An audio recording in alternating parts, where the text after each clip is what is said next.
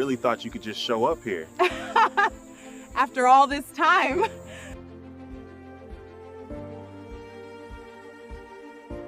Imagine being laughed at by your own siblings as they hand you the deed to a broken, abandoned farmhouse. They mock you, call it worthless, and walk away smugly. But when you dig your hands into the soil, you uncover something that turns their joke into your crown. Before we begin, make sure to hit that subscribe button to Blackish Focus, like this video, and drop a comment with where you're watching from. Your support helps us share even more emotional and powerful true stories. Zuri never thought much about wealth. She was the quiet, dependable daughter, the one who stayed home to care for their aging parents, while her siblings Miles and Clara chased careers, vacations, and status.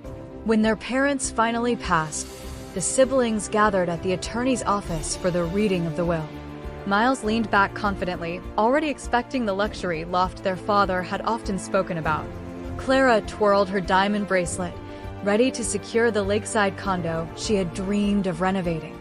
And Zuri? She simply waited, her heart heavy with grief, but her mind at peace. The attorney cleared his throat. Miles got the loft. Clara got the condo. And Zuri? She received the old farmhouse, abandoned for decades, sitting on the edge of town with sagging porches and peeling paint. Her siblings burst out laughing.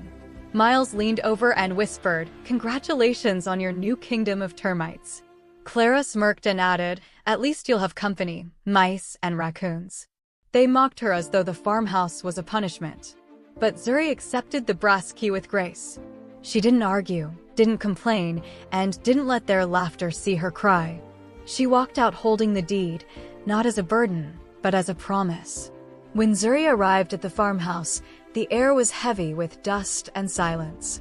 The windows rattled in the wind, floorboards groaned under her feet, and the wallpaper peeled in strips like old bandages. Most people would have seen nothing but ruin. Her siblings drove by that day, honking their horns and laughing as they shouted out the window. "Better sell it, sis, before it collapses on you," they teased. But Zuri saw more. She ran her fingers along the walls and whispered, "This house has stories. And I'm not giving up on it." One evening, as she walked the fields behind the farmhouse, she crouched by the old fence posts and pressed her fingers into the soil. A dark, slick smear coated her palm. At first, she thought it was just mud. But when she held it to the light, it glistened differently, thicker, heavier. Her neighbor, an old farmer, saw her examining the soil and chuckled. "That ain't mud," he said. "That's black gold." Zuri blinked in confusion. "Black gold." The farmer nodded. "Oil. This land's been whispering for years." Nobody listened. That night, Zuri couldn't sleep. She stayed up reading articles, digging through county records, studying old maps. She realized her farmhouse wasn't sitting on worthless dirt, it was sitting on potential. Her siblings flaunted their wealth. Miles hosted rooftop parties in the loft. Clara posted photos from her condo, wine glass in hand, bragging about her lake view. Meanwhile, Zuri sold antiques from the farmhouse, picked up side jobs, and even parted with her old truck. Every dollar went towards soil testing and surveys. Neighbors mocked her. Some even called her the crazy oil dreamer. But Zuri didn't listen. She worked the land, scraped paint, repaired broken beams, and saved every penny. She knew she was on the edge of something extraordinary. Months later, the rigs arrived.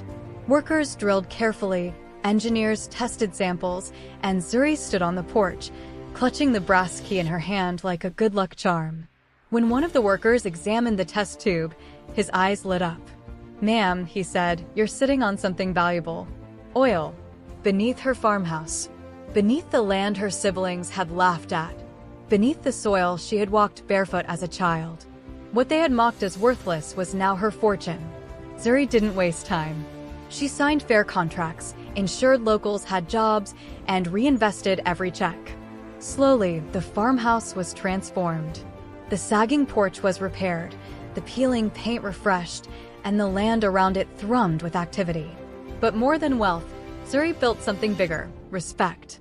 Her name began circulating in business circles, newspapers featured her story, and neighbors who once laughed now praised her determination. Meanwhile, Miles and Clara began hearing whispers. Colleagues talked about drilling rights, investors mentioned Zuri's contracts, and newspapers hinted at her success. Their laughter started to sound hollow. Months later, Clara and Miles invited Zuri to dinner at Miles's loft.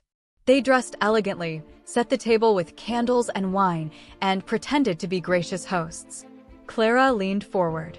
"We've heard about the farm," she said sweetly. Miles added, "We think it's time we partner up.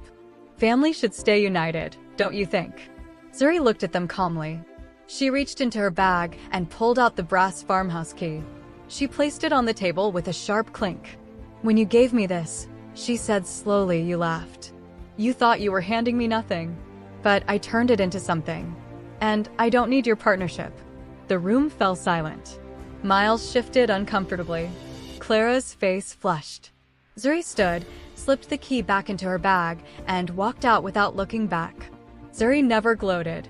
She didn't need to. Her empire spoke for itself. She expanded beyond oil, investing in renewable energy, real estate, and education.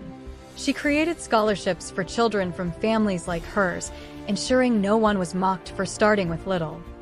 Her farmhouse became a symbol not of abandonment, but of resilience. Journalists called it the house that built an empire. Neighbors brought their children to see it, pointing to the porch and saying, "This is where dreams take root." As for Miles and Clara, they lived comfortably in their loft and condo, but the shadow of Zuri's success haunted them. They had traded gold for glitter, fortune for fleeting luxury. And they knew it. Zuri's story is more than just about oil or inheritance. It's about self-worth. It's about how the world may laugh at you, dismiss you, and hand you scraps, but if you believe, work hard, and refuse to give up, you can turn scraps into treasure. So let me ask you, if you were in Zuri's shoes, would you forgive your siblings and let them share in your success? Or would you let them live forever with their regret? Like this video if Zuri's courage inspired you. Comment below what you would have done in her place. And don't forget to subscribe to Blackish Focus for more emotional, true, and motivational stories where love and resilience always win.